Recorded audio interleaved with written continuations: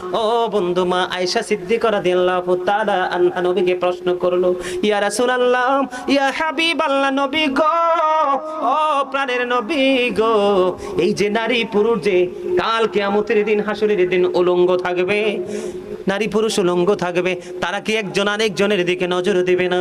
আমার নবী জানিয়ে দিয়েছে, রে আয়েশা, এত ভয়ঙ্কর হবে রে সেই দিনটা, সবাই আপন আপন চিন্তায় বিভোর হয়ে থাকবে, কেউ কারো দিকে নজর দেওয়ার কোনো সুযোগ থাকবে না।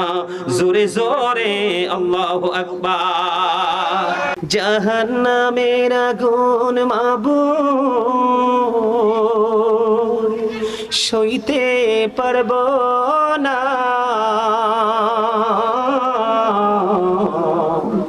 দুনিয়াতে নৌকা কান্দাইয়া আখিরে কান্দাইও না।